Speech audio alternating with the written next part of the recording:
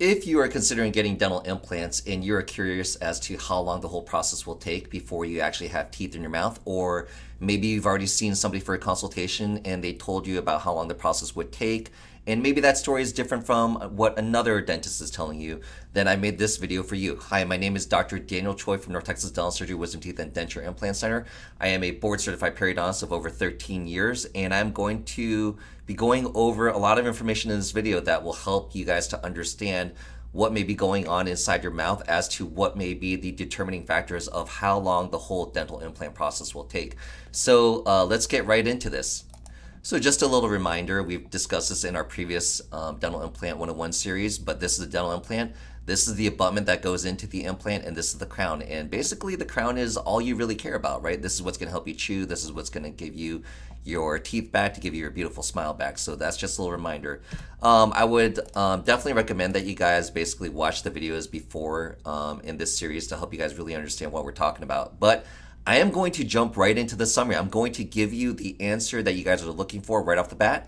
And the rest of the video is going to be basically talking about explaining a little bit more detail about how we get to these answers. All right, so in summary, so if you're already missing your tooth and you already have good bone, all we need to do is we need to place the implant, wait for osseointegration, the time that you need, the 3 to 4 months, depending on which jaw you were talking about, that you would need for the implant to literally fuse with your bone, and then we can put that crown on there. Now, if you're not missing the tooth already and you still need to get the tooth pulled, then you will need 2 separate surgeries, right? So we'll take the tooth out and we'll bone graft it. We'll wait the necessary period of time. And then you have your dental implant placed, which then you wait another 3 to 4 months. So this whole process can take 7 to 8 months before beginning the process of putting your crown, the visible tooth, right? So total period of time would be maybe 8 to 9 months before being fully done. Now, here's where we get a little bit of variation, right? So if your tooth is extremely infected or you need to get a lot of bone grafting, again, I talk about these in other videos, and I'll have them linked below. This requires several more months that can basically lead to treatment time lasting 11 to 12 months before you're fully done. So as you see, the 8 to 9 to the 11 to 12, so it's going to be a few more months. What we do also have is something called immediate implants, which can significantly reduce the treatment time, because what you're going to do is, instead of having an extraction in a bone graft and then a future implant, you can basically do all that at one time. Okay, so total treatment time would probably be about 5 months by the time you have the visible tooth in your mouth. So I will explain a lot more about that in the video. And immediate implants should be selectively done. Not every case is a case where we can do immediate implants. There are many factors that can influence whether you're a good candidate or not for this immediate implant. And one last thing I did want to say is anterior immediate implants are very technique sensitive. You may or may not be a good candidate for this, and also you need to choose your surgeon wisely. And again, I'm going to go into more detail about this. All right, so let's just jump right into this. As I mentioned earlier, I am a board certified periodontist since 2011. I placed over 10,000 implants in my career. I'm placing about 250 implants a month. And we do those implants for many different types of cases, whether it's single implants, implant bridges, denture implants all on 4. Also, we do extensive bone grafting for extraction and bone grafts, which is socket preservations. And as I mentioned earlier, more significant bone grafting like guided bone regeneration, sinus lifting. And also we do a lot of gum grafting and all that stuff. So guys, I mentioned it earlier, please check in the information below. I have the other Dental Implant 101 series. I've made these videos in a series that hopefully makes the most sense if you don't understand anything about dental implants. It guides you through the whole process. And also, this information is a lot of content that I did not even know graduating from dental school. This is a lot of information I learned in residency, and also some finer details in this is through my personal experience in private practice over the last 13 years. So I'm not going to go through all this previous video recap. You can look at this and you can pause the video if you want to see, but this is what I talked about in the previous videos. All right, so why does this topic matter? So implants can be a very fast process, or it can be a very frustrating long process. Sometimes the process can take over a year depending on how bad your infection is, how much bone loss you have, if you've had past trauma, car accidents, all that type of stuff. That definitely makes every situation longer, and every situation is different. And we will discuss what factors make the process more time consuming. Guys, I can't basically like overestimate this enough. I've seen tons of patients in my 13 years of practice. I've seen so many patients come in for this consultation. I'll be very honest with you. People hear what they want to hear. People want to hear that the whole process is going to take 4 months. But what may be going on inside your mouth can basically add on a lot of time to the whole process. So again, the whole point of this video is not to people please, but to give you very real, honest information about what may make your case maybe easy, or what may make your case extremely complicated with multiple procedures and a 1+ year period of time. So again, the whole goal of all this should not be to basically just get you a fast dental implant in which you can have a horrendous aesthetic outcome, or your dental implant doesn't long because it wasn't done properly and it was shortcutted. But basically to give you the foresight with this video to make sure that you make the proper decision, that you go with the surgeon that is going to properly tell you about all the necessary procedures that you may take in the overall realistic period of time that it'll take for you to get to that point. All right. So overall, there's two main factors, right? So your bone healing time. So is your bone already in ideal condition? Again, I talked about this in the previous videos linked below. Do you need to have bone grafting? If so, that's going to be more time. The bone is a foundation around your dental implant, so it must be perfect. And you definitely, again, want to watch the rest of the videos in the series to know all about this. Also, the other factor is implant healing time. So dental implants, as I mentioned earlier, require 3 to 4 months to osseointegrate with your jawbone. All right, so implant healing time. Implants need to fuse with your bone through a process called osseointegration. And I tell people it's like waiting for wet concrete to set around a post that you may see in the parking lot or mailbox post or anything like that. And implants typically take 4 months to osseointegrate in the upper jaw and 3 months to osseointegrate in the lower jaw. And different implant companies will tell you that their time is shorter, but I'm just giving you a rule of thumb. And the prep work that needs to go before the implants can go into the jaw are what are basically the biggest unknown variable. Okay, so again, the bone healing time, what it takes to get your foundation, your actual bone to that proper point.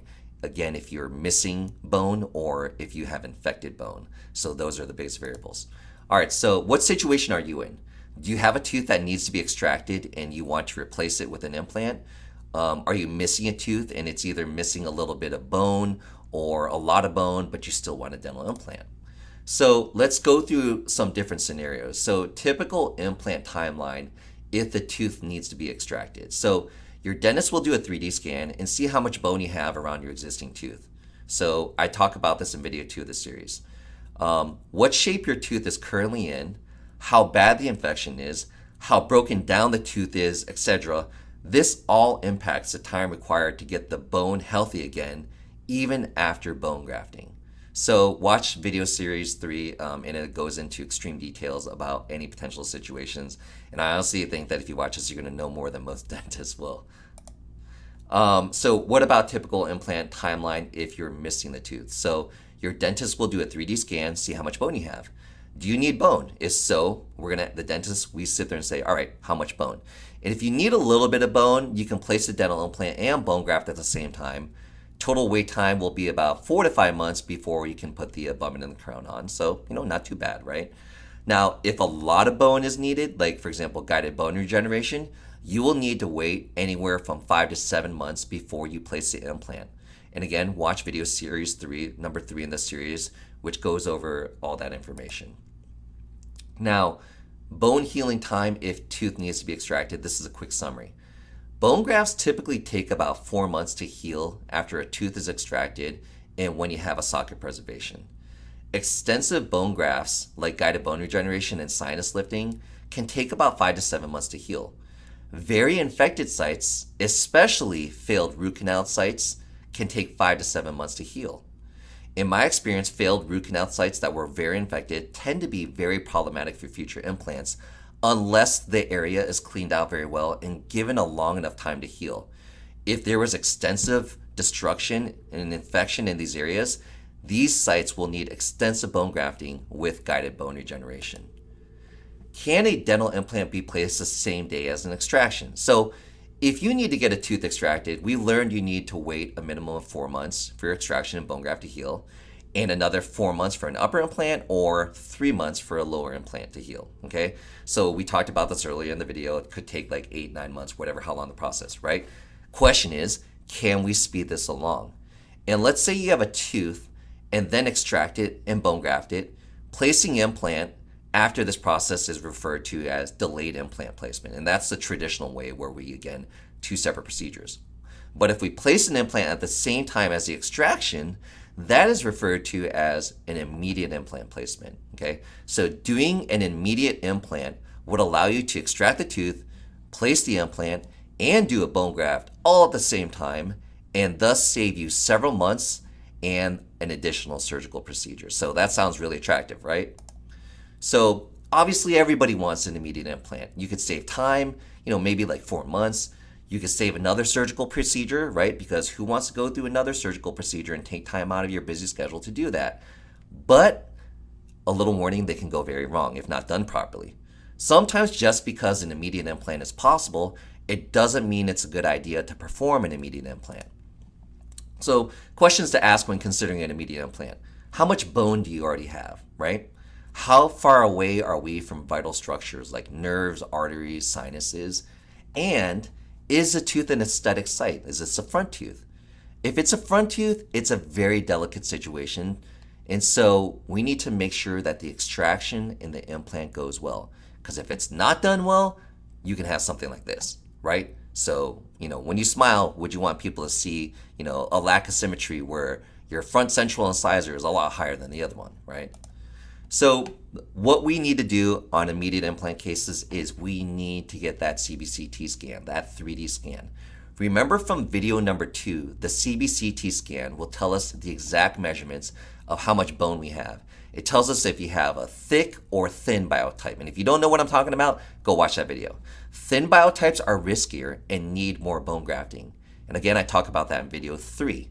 The CBCT also shows us exactly how far away we are from nerves, arteries, etc. Because obviously, if we're drilling into your nerves or arteries, that's going to be a really bad situation. Again, watch video 2. The CBCT scan will also tell us how infected the tooth is, what condition the tooth is in. It gives us a really good idea of whether an immediate implant is even possible. So, can you get an immediate implant? Placing an immediate implant depends on many factors. So, how far is your inferior alveolar nerve or sinus? We don't want to hit your nerve just to save 4 months. Your CBCT or 3D scan will let us know how far your nerve is away from the bottom of the socket. There should be at least 3 millimeters or more, in my personal experience, of distance from the bottom of the extraction socket to the nerve. This is not a hard set rule, it's different for everybody, but your dentist will discuss with you what would be best. Do you have enough native bone to engage to do the immediate implant? You need to engage enough bone, again, at least a few millimeters, 3 millimeters or more, to be able to stabilize the implant. You will add more bone graft in each case, but you need at least a certain amount of bone to make sure the implant does not move at all during the next few months during healing. Now, to give you a quick illustration of what I'm talking about there, I give my example of putting my mailbox post in the ground. I need to make sure that I have enough soil that's basically covering the post of of my mailbox. And then obviously the plan after that point is maybe 20% is engaged in soil and it's not going to be moving, so that when I pour my wet concrete around it, that immediately my post doesn't move while the concrete is trying to set. So again, I need enough native soil so that the post won't move, so I can pour my wet concrete. And I know I'm getting more of my, my support in the future from the wet concrete that sets. But again, I need to have a certain amount. And so similarly with dental implants, you need to make sure that you have enough hard, dense bone to engage with your dental implant, so that even though you're adding a lot of the bone graft that's going to be setting over the next 4 months, you need to make sure that that dental implant's not going to move during that period of time. So again, you need that several millimeters, and your CBCT scan will tell you that. A little bit more information about immediate implants. I usually do not do immediate implants in sites that are extremely infected. I especially do not like to do immediate implants in sites that have a failing root canal. I find sites that have a failing root canal that are really infected, they take an extremely long period of time to heal properly after implant placement and can sometimes even cause future implant failure.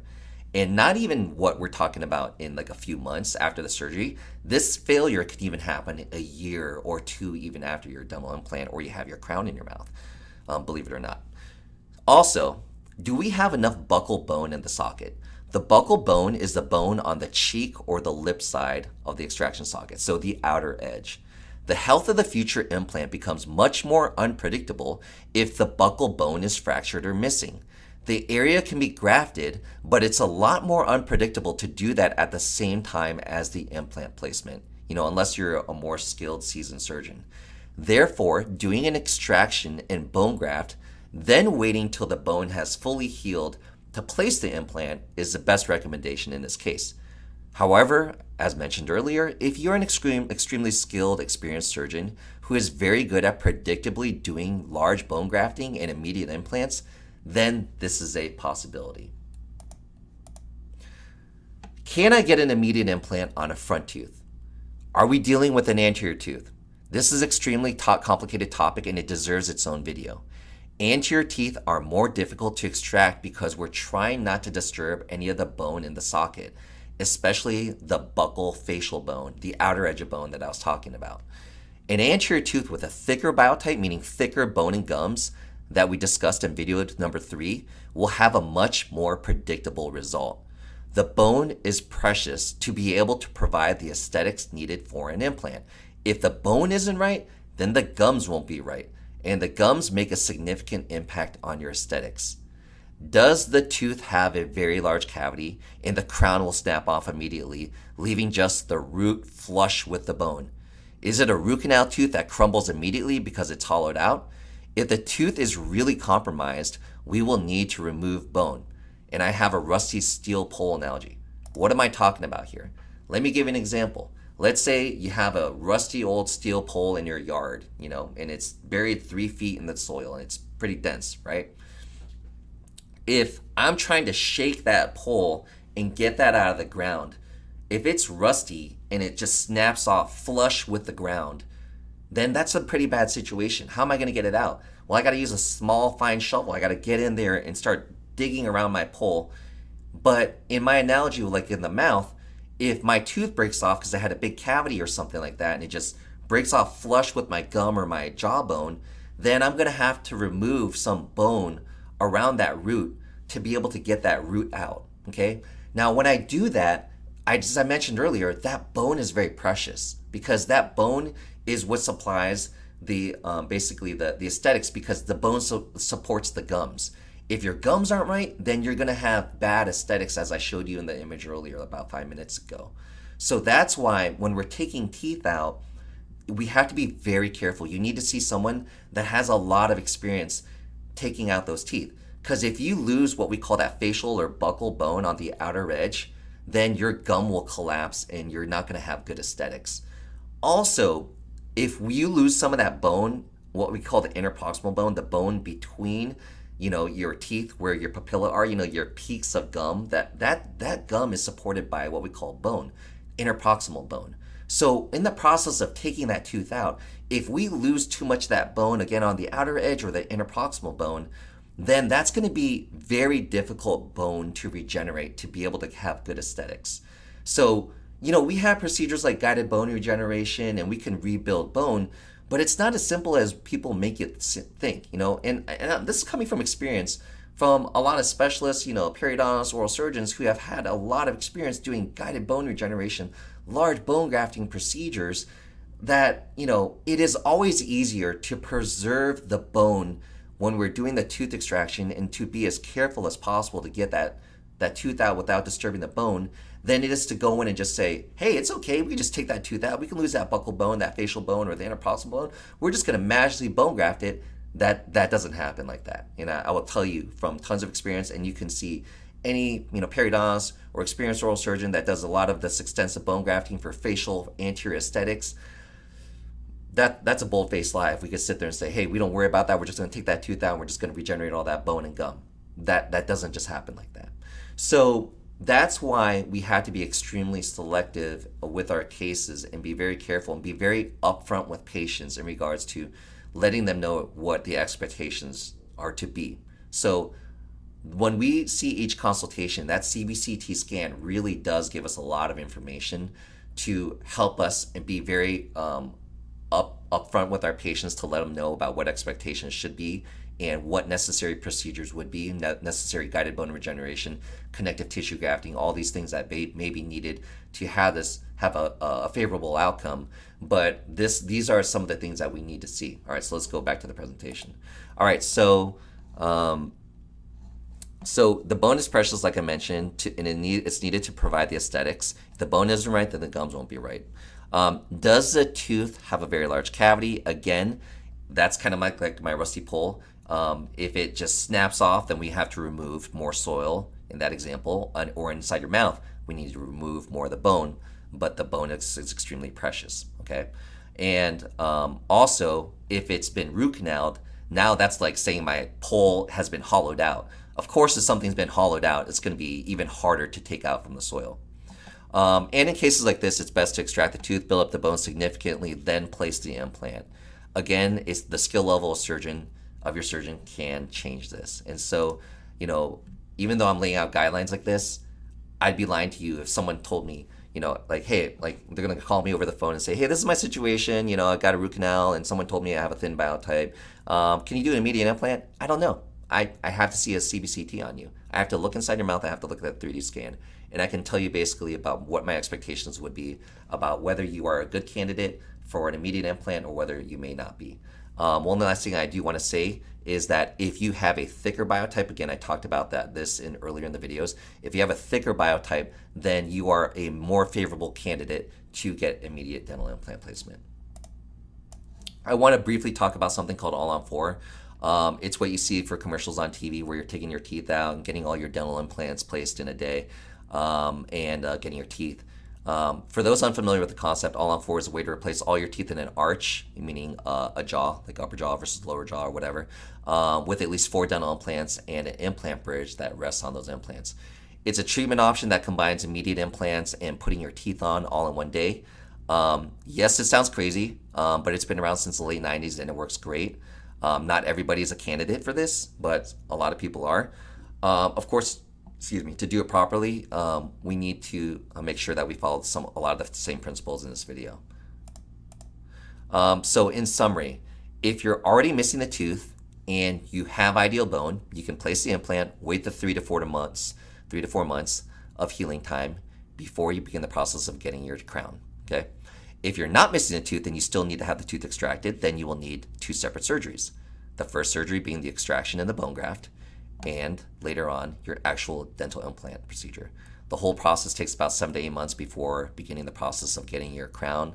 And then, because of the time it takes to get the impression and actually get the crown back from a lab or an in-house lab or whatever, the whole process will take 8 to 9 months before you actually have the tooth in your mouth. If your tooth is extremely infected or needs extensive bone grafting, like guided bone regeneration, this requires several more months that can basically lead to treatment times that last basically a year before you're fully done. Immediate implants can significantly reduce the treatment time by having 1 surgery for the extraction and the implant. Total treatment time would probably be 5 months by the time you have your crown. Immediate implants should be selectively done.